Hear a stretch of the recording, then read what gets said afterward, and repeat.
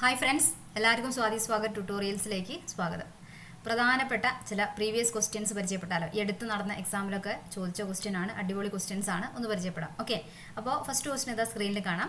Coronary ധമനികളിൽ കൊഴുപ്പടിഞ്ഞ് രക്തപ്രവാഹം തടസ്സപ്പെടുന്നത് മൂലം ഉണ്ടാകുന്ന രോഗം ഏത്? ഇതാണ് ക്വസ്റ്റ്യൻ അല്ലേ.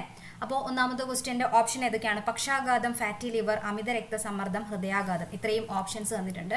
അതിൽ നിന്ന് ആദ്യം മനസ്സിലാക്കേണ്ടത്, ഇത് സിലബസിൽ പ്രധാനപ്പെട്ട ഒരു ടോപ്പിക് ഉണ്ട്. ആ ടോപ്പിക്കാണ് ഏത്? ജീവിതശൈലി രോഗങ്ങൾ അല്ലേ. ജീവിതശൈലി രോഗങ്ങൾ എന്ന് പറയുന്ന ഒരു ഭാഗം നമ്മൾ ഒഴിവാക്കാതെ പഠിക്കേണ്ടതാണ്. കാരണം നമ്മൾ തെറ്റായ ജീവിതശൈലി കാരണം നമ്മൾ തന്നെ ഉണ്ടാക്കിയെടുക്കുന്ന രോഗങ്ങൾക്കാണ് ജീവിതശൈലി രോഗം. ഇംഗ്ലീഷിലാണെങ്കിൽ ലൈഫ് സ്റ്റൈൽ ഡിസീസസ് എന്നാണ് പറയുക. അതുമായിട്ട് ബന്ധപ്പെട്ട ഒരു ക്വസ്റ്റ്യൻ ആണ്, പ്രധാനപ്പെട്ട ഒരു ക്വസ്റ്റ്യൻ ആണ്. ഓക്കെ, അപ്പം ഓപ്ഷൻ കണ്ടു കഴിഞ്ഞാൽ അറിയാം, ഇതൊക്കെ തന്നെ 10th SCERT 10ാം ക്ലാസ്സിൻ്റെ SCERT ടെക്സ്റ്റ് ബുക്കിൽ മെൻഷൻ ചെയ്തിട്ടുള്ള അസുഖങ്ങൾ തന്നെയാണിത്.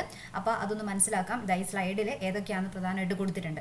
ഇവിടെ നമുക്ക് പരിചയപ്പെടാൻ പറ്റുന്നത് പ്രമേഹം എന്ന് പറയുന്ന രോഗം അല്ലേ. പ്രമേഹം നമുക്കറിയാം, ഇൻസുലിൻ്റെ കുറവ് അല്ലെ, പ്രവർത്തന വൈകല്യമോ ഒക്കെ കൊണ്ട് ഉണ്ടാവുന്നതാണ്. രക്തത്തിൽ ഗ്ലൂക്കോസിൻ്റെ അളവ് കൂടുന്നതിനെയാണ് നമ്മൾ പ്രമേഹം എന്ന് പറയുക. അടുത്ത രോഗം ഏതാണ്? ഫാറ്റി ലിവർ ആണ്. നമ്മൾ ഫാറ്റ് കൊഴുപ്പാണ്, ലിവർ എന്ന് പറഞ്ഞാൽ കരളാണ് അല്ലേ. അപ്പോൾ കരളിൽ കൊഴുപ്പടിഞ്ഞു കൂടുമ്പോൾ ഉണ്ടാവുന്ന രോഗത്തിനെയാണ് നമ്മൾ ഫാറ്റി ലിവർ എന്ന് പറയുന്നത്.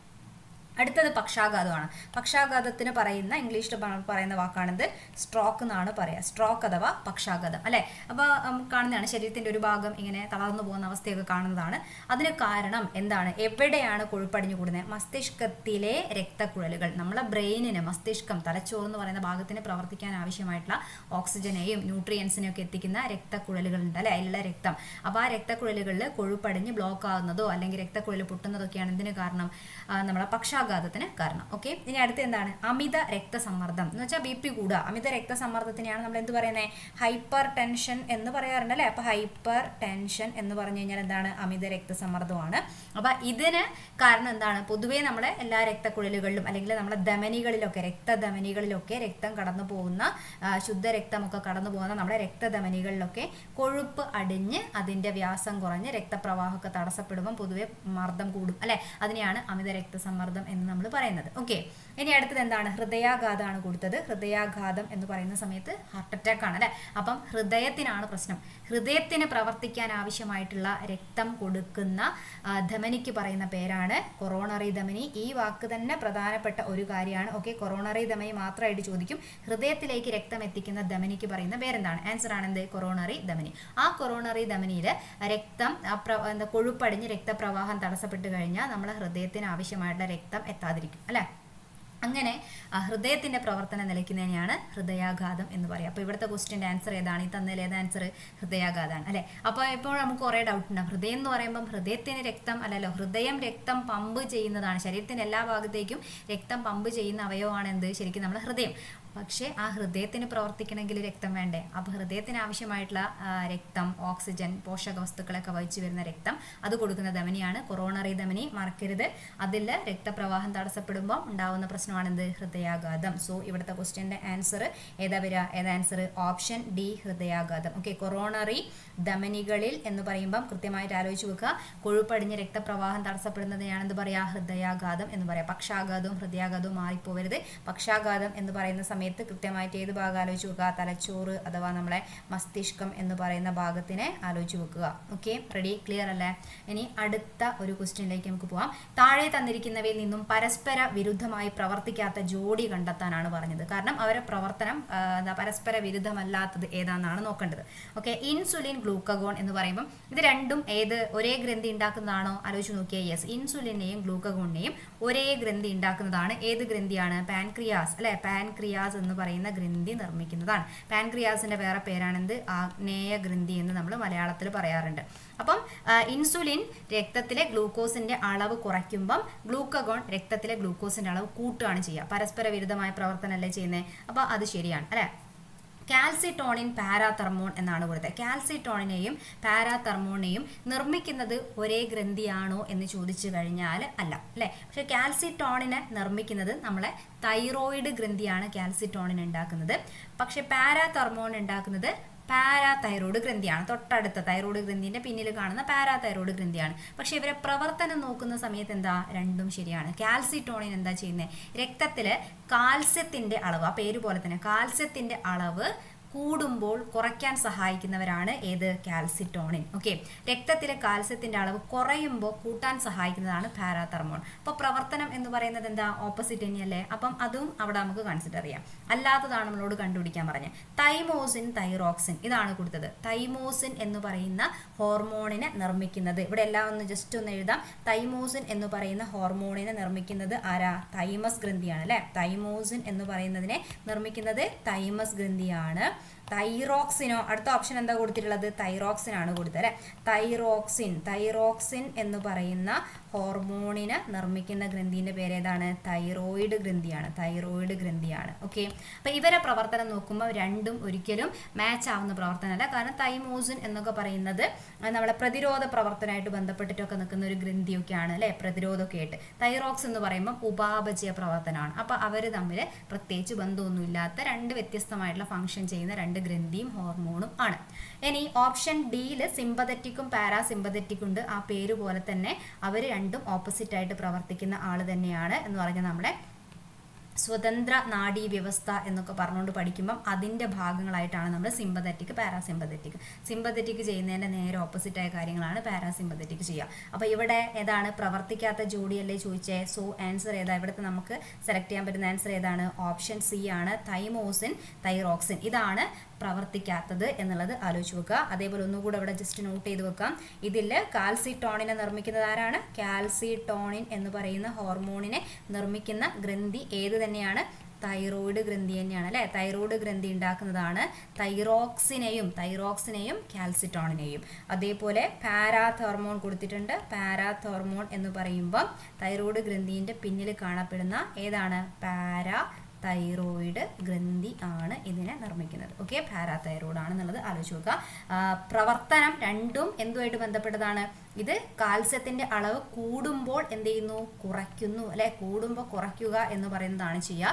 ഇത് കാൽസ്യത്തിന്റെ അളവ് കുറയുമ്പോൾ കൂട്ടുക എന്ന് പറയുന്ന ഫംഗ്ഷൻ ആണ് ചെയ്യുന്നത്. ഓക്കെ, പാര വെച്ച് കൂട്ടുകയാണ് ചെയ്യുന്നതെന്ന് ആലോചിച്ചാൽ മതി. അപ്പോൾ കാൽസ്യത്തിന്റെ അളവ് കൂട്ടുന്നവരാണ് പാരാതെർമോൺ എന്ന് ആലോചിക്കുക. റെഡി? അപ്പോൾ ഇവരാണ് ഇവിടെ മാച്ച് ആവാതെ നിൽക്കുന്ന ആൾക്കാർ.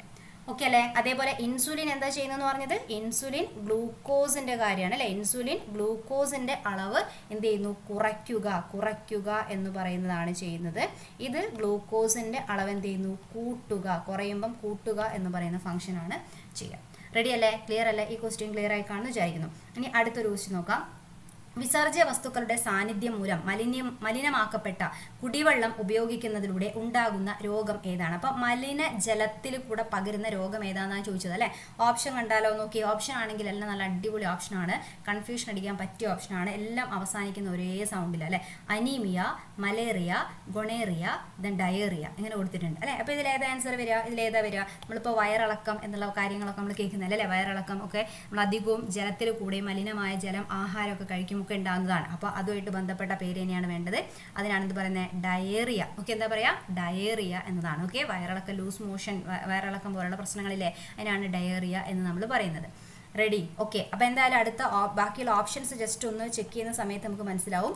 ഇവിടെ അനീമിയ എന്ന് കൊടുക്കുമ്പം അത് എന്തുമായിട്ട് ബന്ധപ്പെട്ടതാ? ശരീരത്തിലെ ഇരുമ്പിൻ്റെ അളവ് കുറയുമ്പം, ഇരുമ്പിൻ്റെ അംശം കുറയുമ്പം അല്ലേ, നമ്മളെ RBC അതേപോലെ നമ്മളെ ഹീമോഗ്ലോബിൻ അല്ലെ, ഇതിൻ്റെയൊക്കെ പ്രവർത്തനമൊക്കെ കുറഞ്ഞിട്ടുണ്ടാവുന്ന വിളർച്ചയ്ക്ക് പറയുന്ന പേരാണെന്ത്? അനീമിയ. മലേറിയ എന്ന് പറഞ്ഞാൽ ഇതിൻ്റെ വേറെ പേരാണെന്ത്? മലമ്പനി എന്നാണ് പറയുക. ഇതൊരു രോഗം തന്നെയാണ്. അത് രോഗത്തിന് കാരണം ഏതാണ്? പ്രോട്ടോസോവ വിഭാഗത്തിൽ പെട്ട ജീവികൾ ഉണ്ടാക്കുന്ന രോഗമാണ്. പ്രോട്ടോസോവ ഏതാണെന്ന് ചോദിച്ചു കഴിഞ്ഞാൽ ഏതാണ്? പ്ലാസ്മോഡിയം അല്ലെ. പ്ലാസ്മോഡിയം എന്ന് പറയുന്ന പ്രോട്ടോസോവയാണ് ഈ രോഗം ഉണ്ടാക്കുന്നത്. അതും ഇതാണ് ഇവരാണ് രോഗകാരി എന്ന് പറയുന്നത്. ഈ രോഗം പകരാൻ കാരണമായിട്ടുള്ളത് കൊതുകാണ് ഈ രോഗം പകരുന്ന വാഹകർ എന്ന് പറയുന്നത്. കൊതുകാണ് രോഗത്തിന്റെ വാഹകർ. അതും ഏത് കൊതുകാന്ന് ചോദിച്ചു കഴിഞ്ഞാൽ ഏതാണ്? അനോഫിലസ് ആണ് അല്ലെ. അനോഫിലസ് വിഭാഗത്തിൽപ്പെട്ട അനോഫിലസ് പെൺകൊതുകാണ്. പെൺകൊതുകുകളാണ് എന്ത് ചെയ്യുന്നത്? അനോഫിലസ് അല്ലെ, ഫീമെയിൽ അനോഫിലസ് മൊസ്കിറ്റോ വായിച്ചു കേട്ടിട്ടുണ്ടാവുമല്ലോ. അവരാണ് ഈ രോഗത്തിന്റെ വാഹകർ. രോഗകാരി ആരാണ്? രോഗകാരി എന്ന് പറയുന്നത് പറയുന്നത് ഏതാണ്? പ്ലാസ്മോഡിയം എന്ന് പറയുന്ന പ്രോട്ടോസോവയാണ്. ഇത്രയും കാര്യങ്ങൾ ആലോചിച്ച് വെക്കാം. അതേപോലെ നമ്മൾ ഗൊണേറിയ അല്ലെ സിഫിലിസ് എന്നൊക്കെ പറഞ്ഞുകൊണ്ട് നമ്മൾ പഠിക്കുന്നതാണ്. അതെങ്ങനെയാണ്? സെക്ഷുവലി ട്രാൻസ്മിറ്റ് ചെയ്യുന്ന അല്ലെ STD ആണ്. സെക്ഷുവലി ട്രാൻസ്മിറ്റ് ചെയ്യുന്ന ഒരു ഡിസീസാണ്. അതും ബാക്ടീരിയ ഉണ്ടാക്കുന്ന സെക്ഷുവലി ട്രാൻസ്മിറ്റ് ചെയ്യുന്ന ഒരു ഡിസീസിന്റെ പേരാണെന്ത്? ഗൊണേറിയ എന്നൊക്കെ പറഞ്ഞാൽ. Okay, gonorrhoea. ഇനി അപ്പോൾ ഡയേറിയ ആണെന്ത് ഇവിടുത്തെ ആൻസർ ആയിട്ട് വരാം. ഓക്കെ, ക്ലിയർ അല്ലേ? ഓക്കെ അല്ലേ? അപ്പോൾ ഇതിൽ അനീമിയ എന്ന് പറയുന്നത് ഒരു അപര്യാപ്തത രോഗമായിട്ടൊക്കെ നമുക്ക് പറയാം അല്ലേ? കാരണം എന്തിൻ്റെയാണ്? ഇരുമ്പിൻ്റെ അംശം കുറയുന്നത്, അതിൻ്റെ അപര്യാപ്തത ഒക്കെ വരുന്ന സമയത്ത് ഉണ്ടാകുന്ന ഒരു പോഷക ഘടകം ഒക്കെ കുറയുമ്പോൾ ഉണ്ടാകുന്ന ഒരു രോഗമായിട്ട് നമുക്ക് കൺസിഡർ ചെയ്യാം. അടുത്ത ക്വസ്റ്റ്യൻ ഏതാണ്? മസ്തിഷ്കത്തിൽ ഡോപ്പാമിൻ എന്ന നാഡീയ പ്രേഷകത്തിന്റെ ഉൽപാദനം കുറയുന്നത് മൂലം ശരീരത്തിന് വിറയൽ, പേശികളുടെ ക്രമരഹിതമായ ചലനം, ശരീര തുലനനില നഷ്ടമാകുക എന്നീ അവസ്ഥകൾ കാണപ്പെടുന്നു. ഇത് ഏത് രോഗത്തിന്റെ ലക്ഷണങ്ങളാണ് എന്നാണ് ചോദിച്ചത്. ഇത് ഏത് രോഗത്തിന്റെ ലക്ഷണമാണ്? ഇത് ആദ്യം നമ്മൾ മനസ്സിലാക്കേണ്ടത്, ഇത് ഈ ക്വസ്റ്റ്യൻ കാണുമ്പോൾ തന്നെ ഇവിടുന്ന് മനസ്സിലാക്കുക, ഇത് നാഡീവ്യവസ്ഥയുമായിട്ട് ബന്ധപ്പെട്ട ഒരു ക്വസ്റ്റ്യൻ ആണ്. നാഡീവ്യവസ്ഥയ്ക്ക് ഉണ്ടാകുന്ന തകരാറുകൾ എന്ന് പറയുന്ന ഭാഗത്ത് പഠിക്കേണ്ട ക്വസ്റ്റ്യൻ ആണ്. ഇത് പഠിക്കണമെങ്കിൽ SCERTന്റെ 10th SCERT ചാപ്റ്റർ എടുത്ത് നോക്കിക്കഴിഞ്ഞാൽ ആ ഭാഗത്ത് നമ്മൾ തലച്ചോറിനെ കുറിച്ചൊക്കെ പഠിക്കുന്ന ഒരു ഭാഗമില്ലേ അല്ലേ? അപ്പോൾ അവിടെ തന്നെ അതിൻ്റെ ലാസ്റ്റ് കൊടുത്തിരിക്കുന്ന കാര്യങ്ങളാണിത് അല്ലേ? അപ്പോൾ ഇതിനെ ഒരു ടേബിൾ ഇവിടെ ഇൻക്ലൂഡ് ചെയ്തിട്ടുണ്ട്. ഇതിൽ ഓരോ രോഗത്തിൻ്റെയും കൃത്യമായിട്ടുള്ള കാര്യങ്ങളൊക്കെ, മെയിനായിട്ട് 3 രോഗത്തിൻ്റെ പേരാണ് പഠിക്കേണ്ടത്. ഒന്ന് അൽഷിമേഴ്സ് ആണ്, ഒന്ന് പാർക്കിൻസൺസ് ആണ്, ഒന്ന് അപസ്മാരം. ഇത് 3 കൊടുത്തിട്ടുള്ളത്. അൽഷിമേഴ്സ് എന്ന് പറഞ്ഞാൽ എന്താ? മറവി രോഗമാണ് അല്ലേ? മറവിയാണ് പ്രശ്നം. മറവി രോഗം എന്നതാണ് നമ്മൾ അൽഷിമേഴ്സ്, എല്ലാം മറന്നു പോവുക. അപ്പം മസ്തിഷ്കത്തിലെ നാഡീകലകളുടെ അലേയമായ ഒരു തരം പ്രോട്ടീൻ അടിഞ്ഞുകൂടുകയാണ് അല്ല, നമ്മുടെ ബ്രെയിനിലെ ലയിക്കാത്ത അലേയമായിട്ടുള്ള ഒരു പ്രോട്ടീൻ അടിഞ്ഞുകൂടി ന്യൂറോണുകളൊക്കെ നശിച്ചു പോകുമ്പോൾ ഉണ്ടാവുന്ന ഒരു രോഗമാണ് ശരിക്കും അൽഷിമേഴ്സ് എന്ന് പറഞ്ഞു കഴിഞ്ഞാൽ. Okay, Alzheimer's. അപ്പം അതാണ് അതിൻ്റെ കാരണം. പാർക്കിൻസൺസ് ആണെങ്കിലോ, പാർക്കിൻസൺസ് എന്ന് പറയുമ്പം അതും ബ്രെയിനിനെ തന്നെ ബാധിക്കുകയാണ്. മസ്തിഷ്കത്തിലെ പ്രത്യേക ഗാംഗ്ലിയോണുകളുടെ നാശം എന്ന് വെച്ചാൽ ഒരു കൂട്ടം ന്യൂറോണുകൾ അങ്ങനെ തന്നെ നശിച്ചു പോവുക. ഗാംഗ്ലിയോൺ എന്ന് പറഞ്ഞാൽ ന്യൂറോണുകളുടെ കൂട്ടമാണ്. അപ്പം അത് നശിച്ചു പോവാണ്. ന്യൂറോൺ എന്ന് പറഞ്ഞാൽ ശരിക്കും എന്താ? നമ്മുടെ ബ്രെയിനൊക്കെ നോക്കിക്കഴിഞ്ഞാൽ നമ്മുടെ നാഡീവ്യവസ്ഥ അല്ലേ? ന്യൂറോൺ, നാഡീകോശം എന്ന് പറയുന്നതാണ്. അതൊക്കെ നിർമ്മിച്ചിരിക്കുന്ന അടിസ്ഥാന കോശങ്ങളാണ് ശരിക്കും ഇത് ന്യൂറോൺ അഥവാ നാഡീകോശം. ന്യൂറോൺ എന്ന് പറഞ്ഞ ഇംഗ്ലീഷ് വാക്കാണ്, മലയാളമാണ് എന്ത്? നാഡീകോശം. അപ്പോൾ ഇങ്ങനെ ഒരു കൂട്ടം ന്യൂറോണുകളെ നമ്മൾ ഗാംഗ്ലിയോൺ എന്ന് പറയും. അത് നശിച്ചു പോയി കഴിഞ്ഞാൽ അതിൻ്റെ ഭാഗമായിട്ട് ഡോപ്പാമിൻ എന്നു പേരുള്ള നാഡീയ പ്രേഷകത്തിൻ്റെ ഉൽപാദനം കുറയുക. അങ്ങനെ നമ്മളെ പേശികൾക്ക് ക്രമരഹിതമായ ചലനം, നമ്മളെ കൺട്രോളിലല്ലാതെ കൈയും കാലും മുഖവും ഒക്കെ വിറച്ചുകൊണ്ടിരിക്കുന്ന അവസ്ഥയ്ക്ക് പറയുന്ന പേരാണ് പാർക്കിൻസൺസ്. പാർക്കിൻസൺസ് ഇങ്ങനെ വിറയ്ക്കുന്ന രോഗമാണ് അല്ലേ? അപസ്മാരം എന്ന് പറഞ്ഞു കഴിഞ്ഞാൽ എന്താ?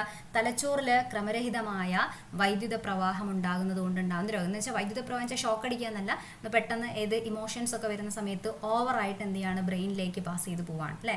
അപ്പോൾ അത് ബ്രെയിനിന് താങ്ങാൻ പറ്റാത്ത അവസ്ഥ വരുമ്പോഴാണ് അപസ്മാരം, എപ്പിലെപ്സി എന്ന് പറയുന്ന ഒരു അവസ്ഥ നമ്മൾ പറയുന്നതല്ലേ അല്ലേ? ഫിറ്റ്സ് വരിക അല്ലെങ്കിൽ എപ്പിലെപ്സി എന്ന് ഇംഗ്ലീഷ് വാക്കൊക്കെ ഉപയോഗിക്കുന്ന അപസ്മാര രോഗത്തിൻ്റെ കാരണം.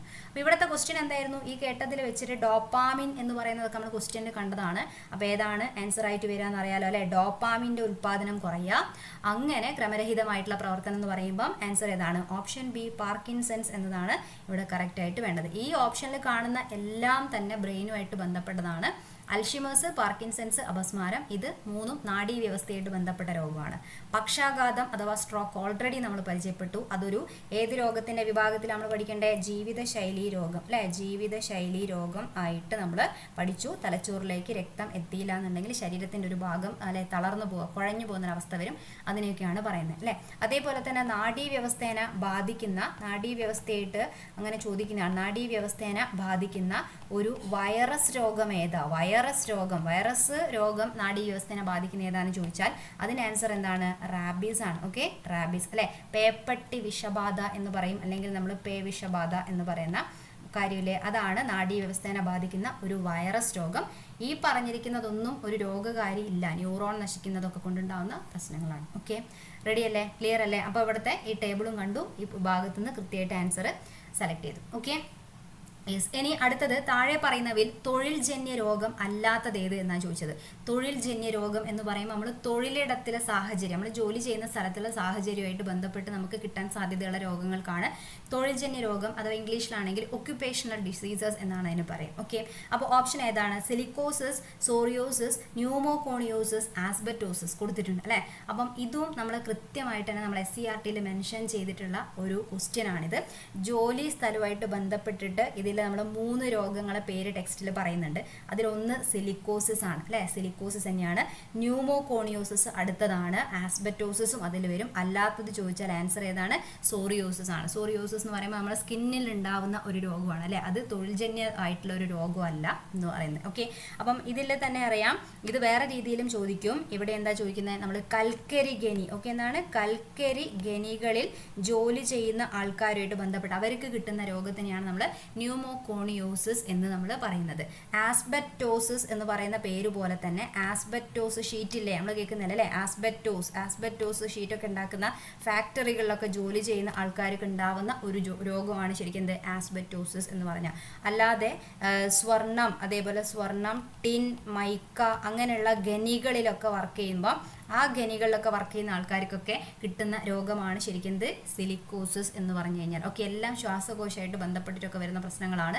ഈ കൂട്ടത്തിൽ പെടാത്തതാണ് ഏത്, സോറിയോസിസ് എന്ന് പറയുന്ന രോഗം. ഓക്കെ, റെഡി അല്ലേ? അപ്പം ഇത്രയും ക്വസ്റ്റ്യൻസ് നമ്മൾ ഇന്നത്തെ വീഡിയോയിൽ ഡിസ്കസ് ചെയ്യുന്നത്. അപ്പം യൂസ്ഫുൾ ആയി കാണും, മനസ്സിലായി കാണുമെന്ന് വിചാരിക്കുന്നു. ഓക്കെ, അപ്പോൾ എന്തായാലും അടുത്ത വീഡിയോയിൽ വീണ്ടും കാണാം.